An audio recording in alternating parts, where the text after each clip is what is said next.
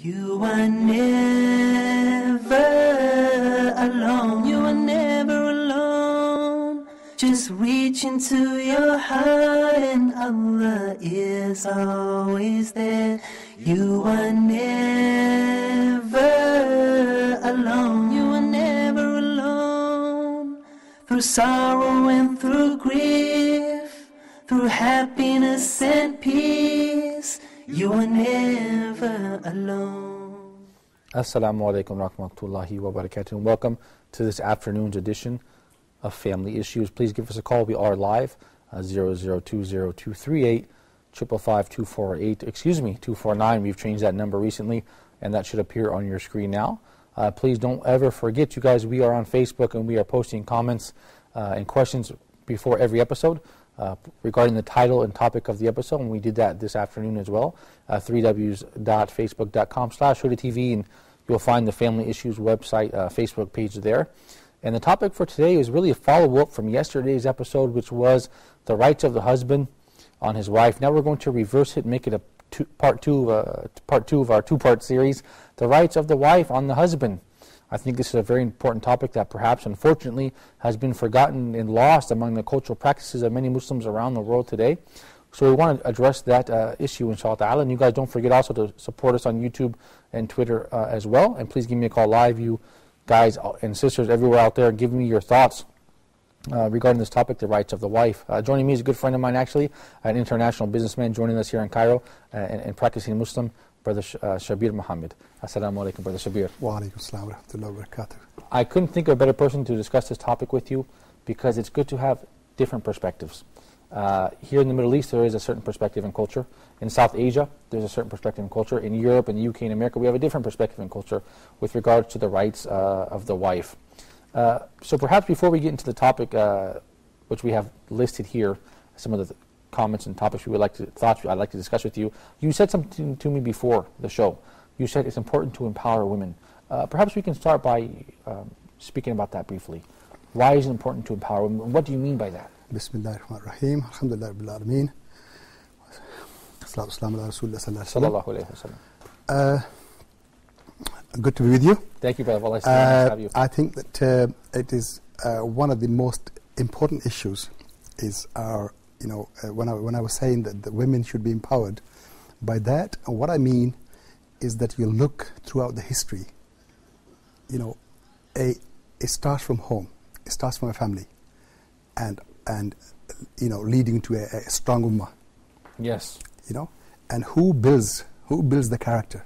Who's the first teacher? Yes. And if we don't, who is the woman, the mother? The mother. Right. Your wife. Yeah. Your future children's mother. Yeah, subhanAllah. And we don't really, the big issue with Muslims is because Islam is spread far and wide. Yes. And wherever you go, it's very sadly, Islam takes the back seat. The culture always takes the front seat. SubhanAllah.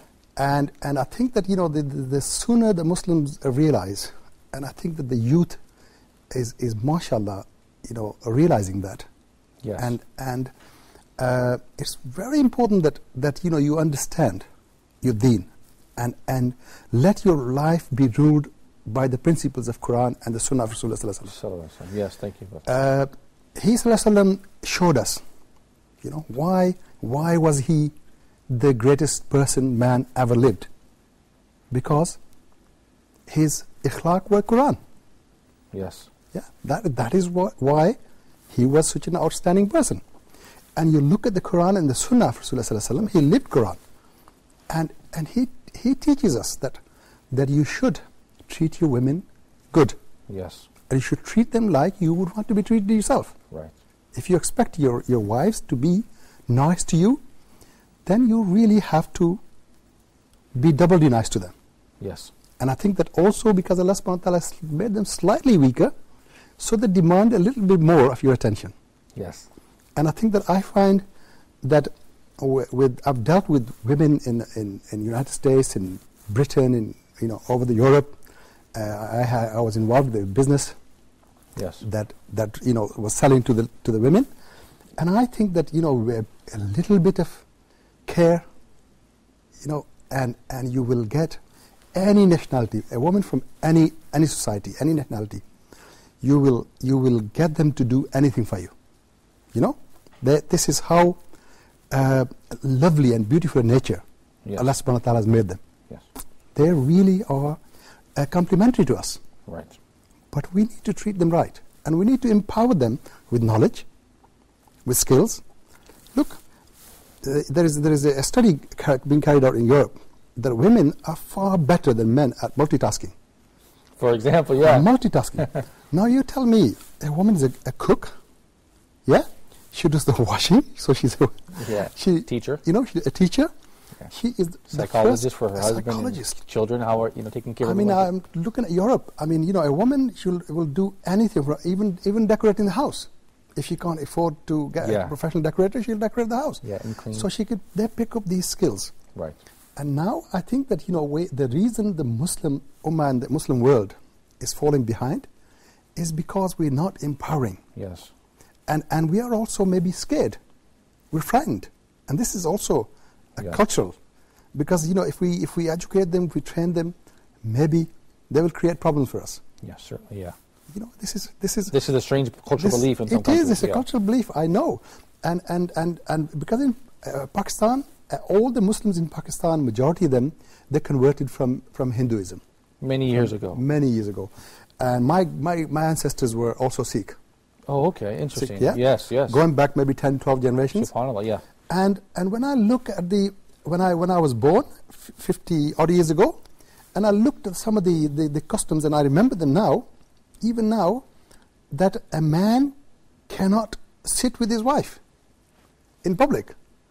That was strange. That's Muslims. Yeah, this is their cultural practices. Yeah, this was cultural practice in Pakistan. Right, yes. Only 40 years ago, 50 years ago. And also if he touches his own child after birth, they would look at him very strangely. As if he's a weak man. As if he's a weak man. Yeah, and this is against what our Islamic beliefs teach us. It's very strange. Because Islam is strange to us. We don't care. It takes time and effort. Yes, certainly. I certainly appreciate Islam doesn't come, it's easy to follow. Easy to follow. But to really know what Islam truly wants you to do, and the way it wants you to lead your life, you need to look and spend time and effort. And Muslims today, they're, apart from many other problems, they're very lazy.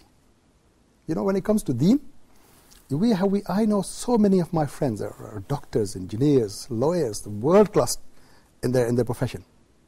They go through a file as big as Quran in 2-3 days, but yet they think the Quran is too hard, too much for them. Yeah, so it's hard work. Yeah. Yeah. And I challenge them. I say, look, your parents have given you a key. They've given you a key, and you've given that same key to your children for dunya. Right. They made you a doctor. They made you an engineer. They made you a businessman. But what about the key? Key to the paradise. Right. Of course. Yeah.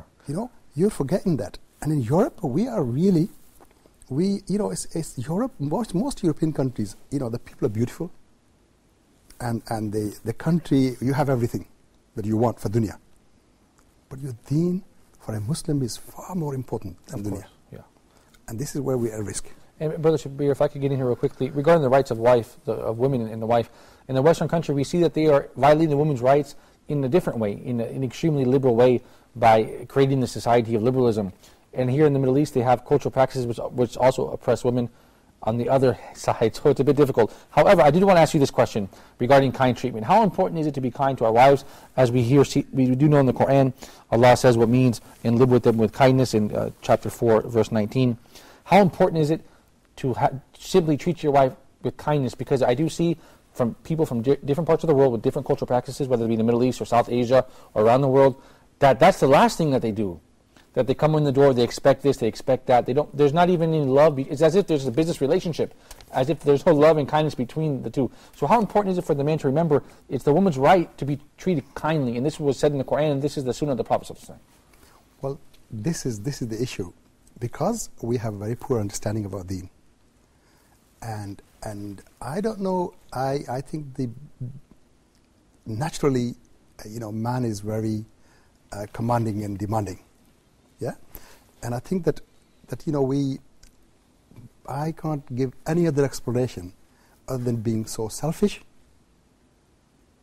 and not knowing and understanding your deen. Yeah, thank you. I agree with you, brother, because oftentimes when I see the bad treatment that men are giving women, and none of us are perfect, we all want to improve, but I usually see them that they're a bit further from the deen. So you see, oftentimes I see these kind of secular, liberal husbands that are just Muslim by name, they tend to have treat their wife, I believe, in a demanding way with a lot of expectations. I've seen that firsthand as well. Would you agree? I was doing business in Bali, Indonesia, for many, many years, almost 20 years, and I used to live in a hotel. And there was a lot of Australian tourists staying in the hotel. Yes. One day, I became friends with many of them. And I'm on the poolside, and Colin from Australia, from Sydney, he goes, Shabir, why do you treat your women so bad? Australians are like that. Yeah. When they get to know you, yes, they will come out like this. Yeah. I said, look, Colin, we don't. Wait, I had a little book called Brief Illustrated Guide to Islam, because I used to give dawah in my travel wherever I went. I used to give dawah to people. And I went, and from my room I brought this book, and I opened it, and I said, read this. What does Islam say about the women and their rights? So I start swimming whilst he's reading, and after 2-3 minutes he starts laughing. I said, what's wrong, Colin? Why are you laughing? He said, it's all very well written here, but where does it happen? SubhanAllah. Where does it happen? Yeah. Tell me. Yeah. I said, look, now you're talking about Muslims. SubhanAllah. Right. You're talking about cultural Muslims. You're not talking about Islam. Right. Islam gives women more rights in some ways than men. Yes, right. You look at Rasulullah Sallallahu Alaihi Wasallam, when a man asks about, who has the most rights over me, Allah's Prophet Sallallahu Alaihi Wasallam said, your mother. SubhanAllah. Your mother.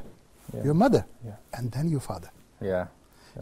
When the Western people say, why you treat your women so bad, I never get embarrassed, because I tell them, I have an answer for them. Yeah, which is? I have an answer for them too, good. Which is that, you're talking about the cultural Muslims. Yes. That is from culture. Yeah. It's not from Islam. Great. And I think that, we really, very, very sadly, we don't empower our women, and this is why our children, our future generations are in the state that they're in. Right, yeah. Thank you. It's very important. Thank you, Brother Shabir. We actually have a special guest via Skype. He's a community leader in Toronto, near Toronto, Canada, and also the host of many of our programs, including Road to Medina. I think you know who we are talking about, our respected Sheikh Imam Rafat Muhammad. Assalamu alaikum, Sheikh Rafat. Thank you for being with us.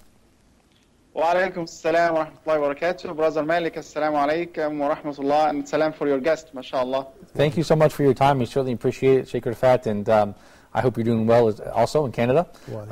Perhaps you can shed some light on the issue of the wife's rights over her husband. We're discussing the hadith of Abu Hurairah, may Allah be pleased with him, that the Prophet Muhammad sallallahu alaihi wasallam, he did say, be kind to women. He treated his wife with kindness and respect, and perhaps this isn't always the practices that we see today being applied by Muslims. So perhaps you can talk a little bit about that. Bismillah walhamdulillah wassalatu wassalamu ala rasulullah. I think this is a subject that is very critical for many of us. And usually we say it's happy wife, happy life. I believe that in order to be happy in your place, in order to be happy with your kids and your family, you must make sure that your wife is happy. Otherwise, the person is in trouble, to be honest with you.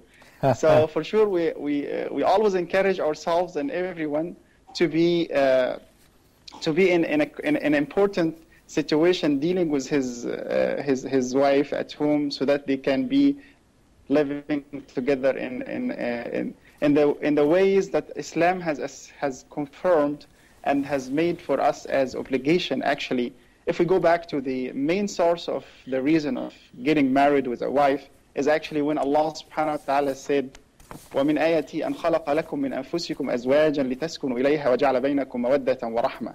So the main principles that we are in need of fulfilling them in order to have a happy life with our wives is that to make sure that we are fulfilling the part of mawaddah, which is the love, and rahmah, which is the mercy and the kindness between the couple. So this is very important and critical. So if we look into the hadith of Rasulullah ﷺ that you mentioned, is that we always make sure that is like to make sure that we are satisfying our wives in all aspects of life that they are in need of, because those women, they have left their homes, they have left their families, they have left their parents, and they came to another world to live with a person who used to be a stranger for them.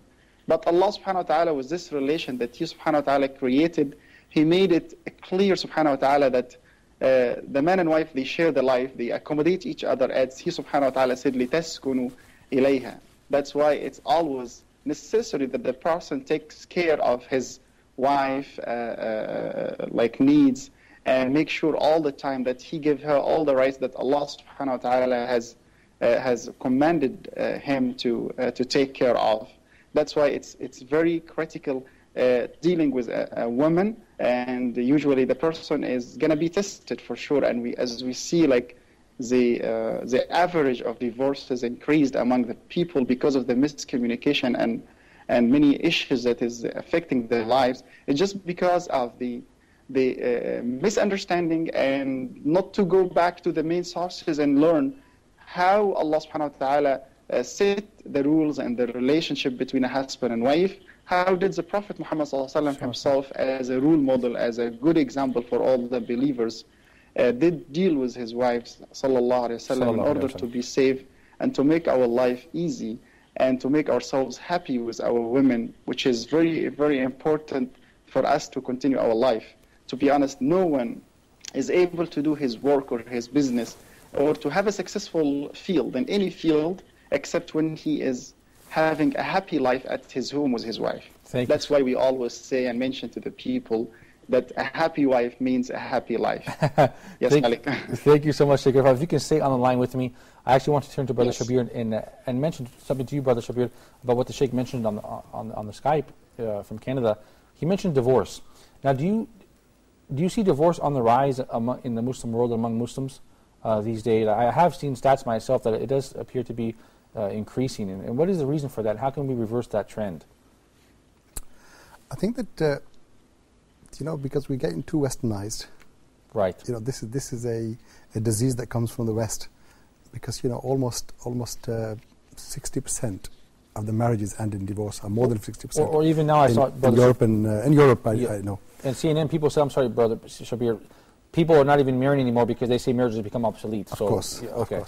And I think that another issue that we Muslims have, we always push all the problems and all the dirt under the carpet.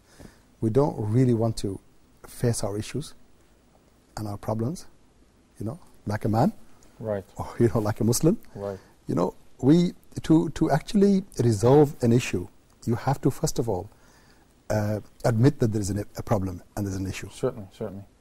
Yeah. It's that admission that all the Muslim world, very sadly, live in many cases live in a complete denial. We have problems with our youth. Certainly. And youth is what is marrying now, or lack of marriage, not marrying. Right.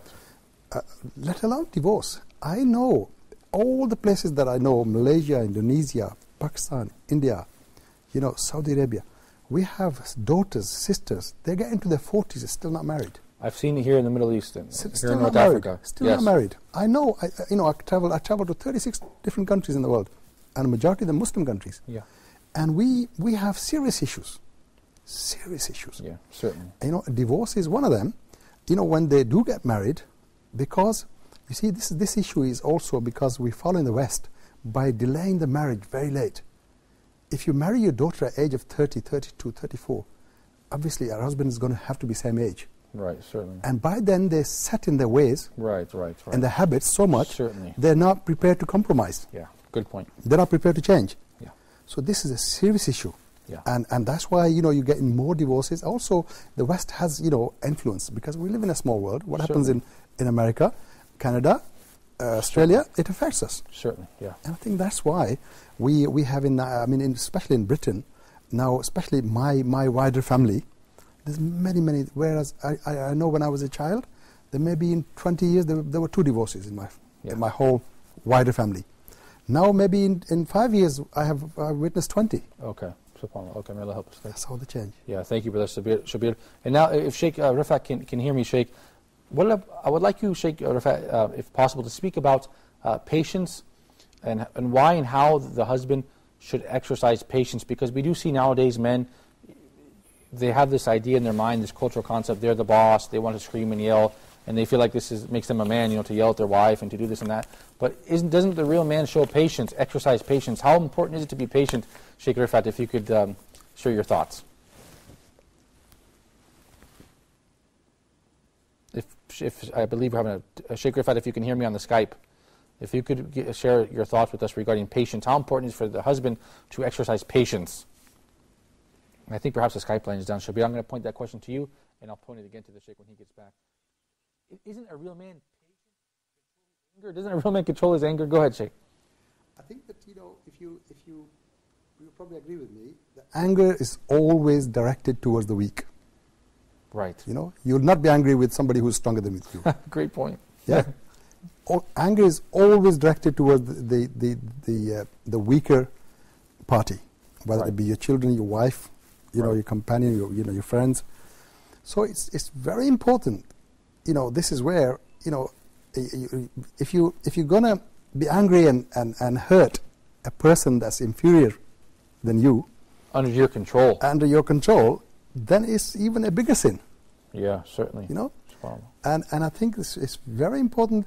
Anger management, in Europe we have many courses and institutions, that handle with that, within the family, because it's a big issue. It's, major issue where, and always, this is the problem, you see. Whoever is the stronger party, whether it's the female or the male, the other party, the weaker one, suffers. Yeah, it's not always the women that suffer. Some men also suffer. Certainly. Because, we do have an issue. This is where, it really needs to, the both ends of scale. The women, if they are stronger in character and, then they should really be kind to their husbands. Certainly. I think, I've seen a lot of men also suffering in the hands of women impatient, ungrateful. And ungrateful. And I think that we only two nights ago, we did a program on Huda, on patience. On the straight path. Yeah, on the straight path. Osama, yeah. And it's a major issue, and you really need to control your anger. Anger management is very important. Thank you, Brother Shabir. We're going to go back to Sheikh Rifat. If you can hear me, Sheikh, I would really like you to shed your light on the concept of patience, the man being patient towards his wife and controlling his anger, because we see these days there are many practices of husbands becoming angry, raising their voices, and not being patient. So, how important is it as a husband and as a father to exercise patience and to control your anger? Yes, hello? Yes, Sheikh Rifat, thank you. Can you hear me, Sheikh? Yes, I got the last statement you mentioned is about not to be angry with your wife when you talk to her. That's very critical and important, and actually we will go back to the advice of our beloved Prophet Muhammad ﷺ when he said to one person who came to ask him for advice, he answered him ﷺ and said, "La taghdab, do not be angry," or at least to be able to handle your anger so that you will not get into a bigger problem with your wife, or a person with his spouse is supposed to be always at all cases calm and easy dealing with his wife, as this is important, as Allah subhanahu wa ta'ala wants the relationship to be steadfast and to be always connected better. That's why the communication is very, very important. But if we go back to the rights of a woman and her husband, that any man with his relationship to his wife, he's supposed to be a person who's going to help her to worship Allah subhanahu wa ta'ala in the best way, who's going to help her to be in a complete obedience to Allah Azza wa Jal, so that they will be together having a successful life. It's not possible and it's not fair that the man is enjoying his life and he goes back and forth here and there, and he always leaves his wife at home, neglecting her. He doesn't take her in places that she likes to go, like with for sure, like with modesty and with to be in a in between, not to go far in any wrong place for sure. But here we will remember that a man's responsibility is also to take care of his wife as well. As Allah subhanahu wa ta'ala said, يَا أَيُّهَا الَّذِينَ آمَنُوا قُوا أَنفُسَكُمْ وَأَهْلِيكُمْ نَارًا وَقُودُهَا النَّاسُ وَالْحِجَارَةُ Allah said, "O believers, protect yourselves and your family members from the punishment of the fire." May Allah subhanahu wa ta'ala protect all of us and all the people who are watching us. Ameen. Imagine, brother Malik, when we look into that, we will know that we have responsibility and we are responsible to take care of our women, as it is obligation from Allah subhanahu wa ta'ala, as Allah is going to ask us in the hereafter about that. He said subhanahu wa ta'ala, وَقِفُوهُمْ إِنَّهُمْ مَسْئُولُونَ. All of us, we will be questioned before Allah subhanahu wa ta'ala in the day of judgment. That's why we need to be ready. And it's very critical and important is a family. It's number one that the person is in need to take care of that. Because not only myself, after taking care of myself, the second step right away is to take care of my wife and to give her all the love and the respect and all what she used to be treated with the same way in her family's house. And now she moved to be with me, and she has given me all her life as we know and we understand. And the life is sharing between the husband and wife so that we can avoid any fraction. And let us all agree that there is no doubt that shaitan always play a big role to destroy the relationship between a husband and wife. There is no doubt that the shaitan always send his supporters from the shayateen, the little ones, to go and to corrupt the relationship between the husband and wife, to put the doubt in between themselves, to make the husband angry or to make the woman angry in certain moments, in different occasions. For little things, big fire happens. That's why we always advise and give our people the feeling that this is a responsibility. We need to carry it together. We need to take care of it together. We need to respect each other. We need to show kindness to each other. We need to show more love to each other. We need to be careful of everything that we say to each other. We need to have a better conversation all the time. We need to always be truthful together, not to hide anything, no matter what it is. If something that the man will hide from his wife, or the woman will hide from her husband, then the problems happens. Then the anger comes. Then the shaitan interfere and make it a bigger problem.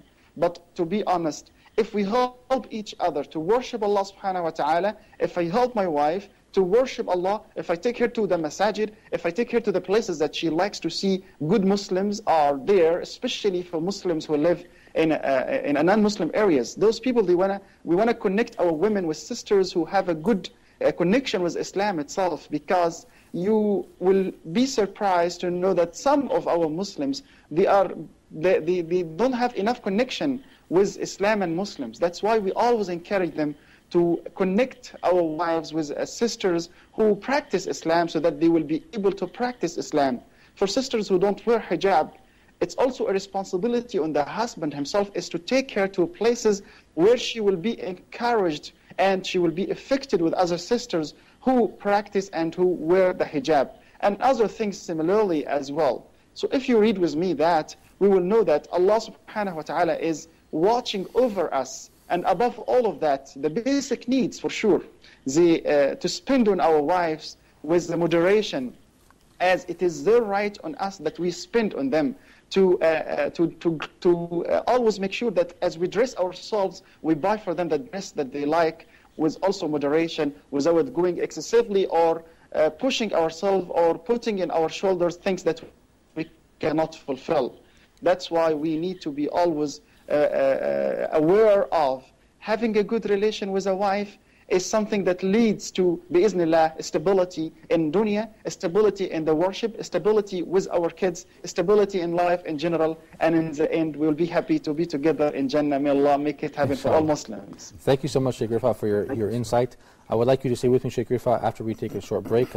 We have a lot more to discuss, inshallah, so don't go anywhere. Brother Shabir, I have a lot more to discuss with you as well, so you stay here in the studio. And you guys at home, don't go anywhere. Remember to give us a call. We are on live, and to get on Facebook and post your comments and thoughts and answers to our question. So stay tuned. We'll be right back after this short break. Never alone. You are never alone.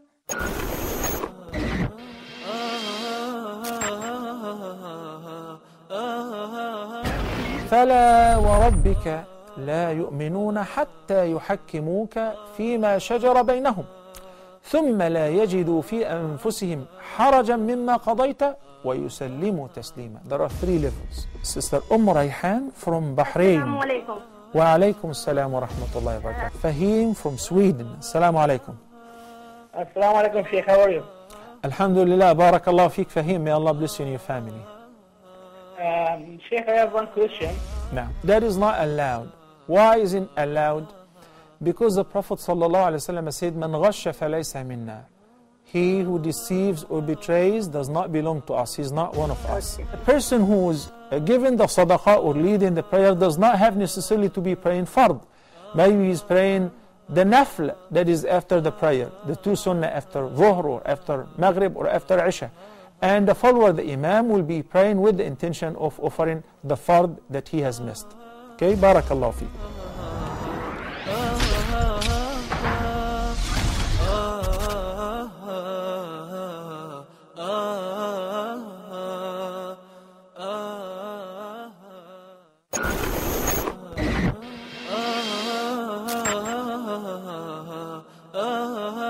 Reading the Quran is a blessing. Understanding its translation is beautiful. But diving in depth and extracting pearls from it is simply amazing.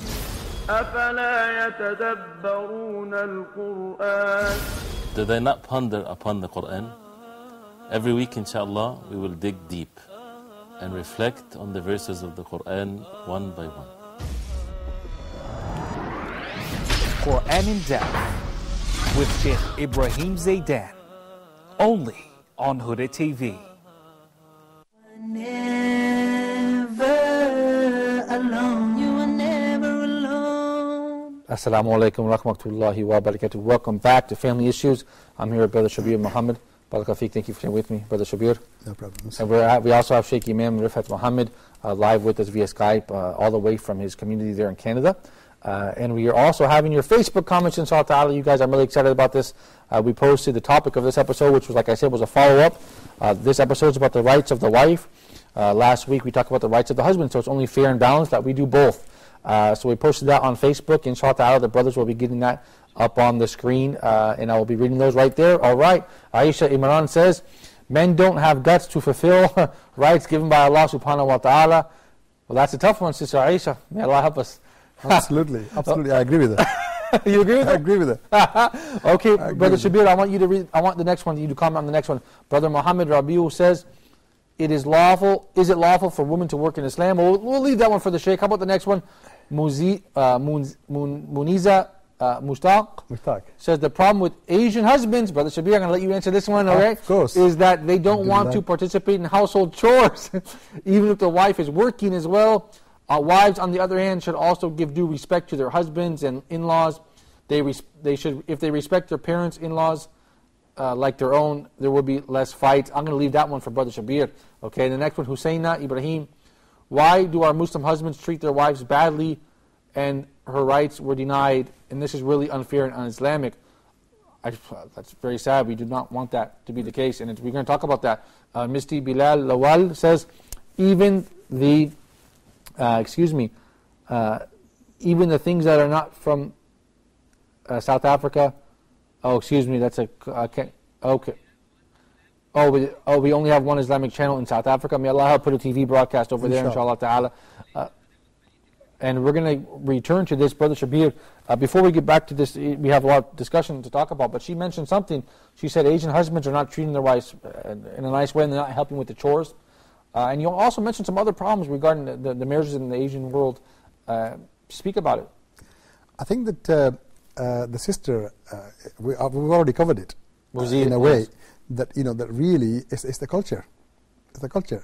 The man thinks that if he does anything in the household, he's going to be belittled. Right. Because he doesn't understand his deen. Yeah, right. This is from culture. Okay. It's being mighty and macho. I'm not going to do nothing at home. Okay. I do. I mean, this is where when I start understanding my deen. I was just like that, like the sister mentioned. Okay. Just like an typical Asian husband. I expect my wife to do everything at home, because she didn't have a job. So but I think that there comes a time when you have time and you start doing nothing. So it's absolutely fitting that that you help her you know, That's and get things done quicker.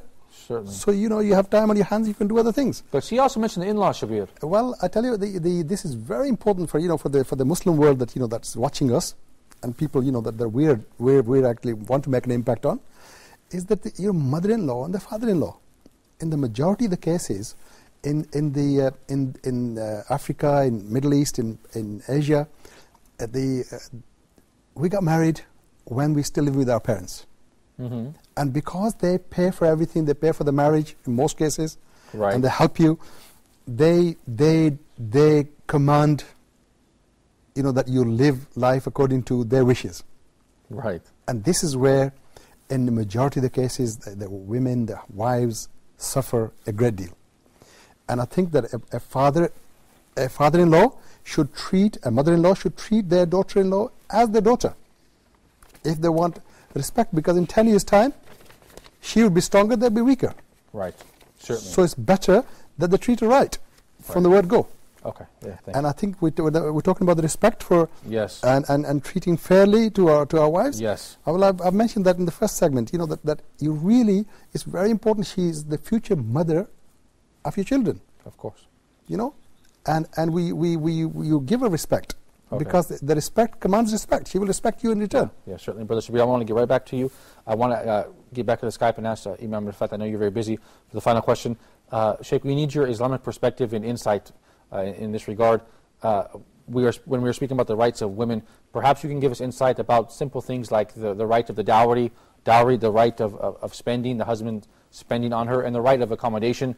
In other words, being treated at the same standard or level or quality as she was before you married her. Can you, in 2 or 3 minutes, Sheikh, shed some light on those 3 issues? Yes, assalamu alaikum. Alaikum salam. Thank you for This saying is that. very important, that a man should take care of his wife's needs. And it's always agreeable between the family of the girl before marriage and between the husband, that he's going to fulfill all her needs from what she requires. As subhanAllah, as Allah subhanahu wa ta'ala made it, this relationship, the Prophet Muhammad sallallahu alaihi wasallam, for example, he said, خيركم خيركم لأهله وأنا خيركم لأهلي. The best among you are those who are the best for their women. So it is always necessary that we take care of this relationship in the best level that we can, and make sure that we provide them with all their needs, from all the food that they are wishing to have, with the ability that we can, to the maximum of our ability. For sure, we are not going to go above what we can do for them. Same thing with the clothing and all their other basic needs that they are requesting. And also, we will always advise the sister that they will be moderate when they are requesting things from their husbands. And if we go to the thing that you mentioned in the Facebook, somebody asked, is it allowed for the woman to go and work? For sure, yes, Muslim woman can work, and she can do like different and a variety of jobs that she can handle as well. She has a right to work, for sure, if this work is not going to contradict her relationship with her husband and her family. And also we said, basically, it's all based on the communication between the husband and wife. They have to manage their life, they have to conversate, they have to talk, and they have to put rules and to set elements in order to make their life easier and successful, bi'iznillahi azza wa jal. The man as well, he is in need to take care of the feelings of his wife and to care about her, and to see if she's working as well as if he is working. They must also consider, I'm talking about the men, they must consider the wife's hardship that they face and the difficulties that they face in their works. But this is also when we also advise the women that this should not at all affect their wives at their life at home, because it might create some frictions and some problems. That's why we always recommend that it must be agreeable between the man and his wife to do all things together. Also, we need to have patience between the two partners. This is a real partnership that is gonna last for a long time. And subhanAllah, after this, we will wish to have our wives with us in Jannah. Bi'Iznillah subhanahu wa ta'ala, may Allah make all Muslims husband and wives in Jannah. It's important always for them to have this kind of treaty between themselves, that they help each other to be together in Jannah in the next life. And we know that Allah subhanahu wa ta'ala will make our women, if they are the people of Jannah, Allah will make them even better than Hur al-Ain. When we say that to our women, they are happy, but they need to fulfill all what Allah subhanahu wa ta'ala said to them. They need to set the rules that Allah subhanahu wa ta'ala has established between the husband and wife. So we always talk to them nicely. We don't raise our voices on them. We don't make them angry or mad. And we always calm them down and accommodate them. We deal with them as if we were their parents, because they left their parents and they probably live far away from their parents in some cases for many of the women. My brother Malik and your guest, Brother Shabir, may Allah subhanahu wa ta'ala make all the families like having the best relationship ever that we are wishing for. And Allah subhanahu wa ta'ala is the one who is helping us. That's why we are in need to connect with Allah, to make our dua, to wake up our wives at night to pray, to make sure that our wives are doing the obligations that Allah subhanahu wa ta'ala commanded them, because this is necessary for the life to be successful, is that Allah Azza wa Jal sees us while we are worshipping Him, obeying Him, helping other people who are in need, taking care of our children and teaching them Islam. This is a way that to be survive in this world and to be safe in the hereafter. May Allah save us all. Barakallahu. Thank you so much, Sheikh Rafat. I certainly appreciate your time, all the way from Canada. And I look forward to seeing you, inshallah, next week if you are available, inshallah. Thank you so much. Thank you so much, you guys. Brother Sheikh Rafat, all the way from Canada there for us. If we could speak, Shabir, briefly about the issue of basic respect between the husband and the wife, the husband treating the wife with respect. I see here in the Western world, women are largely treated like object of sexual desire, and this is degrading. And on the other hand, in the Muslim world, women are somehow treated as the man's servant, who I married her because I had to get married, and she's here to cook and clean for me. So if the respect isn't there to begin with, I mean, this is a big problem, isn't it? I think we have two extremes. Yeah. In the Western world, it's so liberalized, so free, and I think that when we got questioned about why Islam treats the women so bad, I asked them a question. I said, look, 60% of the British 100,000 reverts are women, and they are educated, liberated, powerful women. Yes. And why did they accept Islam at their free will? There must be more to what meets the eye. Yeah, of course. Islam, shows a lot of respect, and I think that this is where we in the Eastern world, it's all culture. Right. I think we expect the women to just be in a lot of ways just treat them like servants. Certainly, yeah, that's a big problem. Yeah. They're part of our life, part of our family. As Sheikh Rafat said, partner. Yeah. Brother Shabir, I'm sorry, I unfortunately ran out of time, and there was a lot more topics I did want to discuss, like, for example, the fair treatment between co-wives. I'm sure perhaps, do you have more than one wife, Brother Shabir? No. I have one wife, and I was only actually discussing with her yesterday. I was discussing with her yesterday that, that I should be allowed another wife. I said, look at Aisha Rasulullah Sallallahu Alaihi Wasallam, even when, they loved Aisha so much, and after that, they took more wives. Well, perhaps we can talk about it in a future episode, Brother Shabir. More wives, inshallah, no problem. Thank you so much for your time. I certainly appreciate it. No problem. And you guys at home, thank you for staying tuned to Family Issues, and perhaps we can address that interesting topic next week. But until then, stay in touch with us on Facebook. And until next time, I do in fact leave you in the care of Allah. Assalamu alaikum wa rahmatullahi wa barakatuh. Alone, you are never alone. Through sorrow and through grief, through happiness and peace, you are never alone. So now, as you long for your past, prepare for your future, but knowing nothing's gonna last. You see, this life is but a road, a straight and narrow path to our final abode. So travel well, O Muslim, and paradise will be your home. And always remember that you are never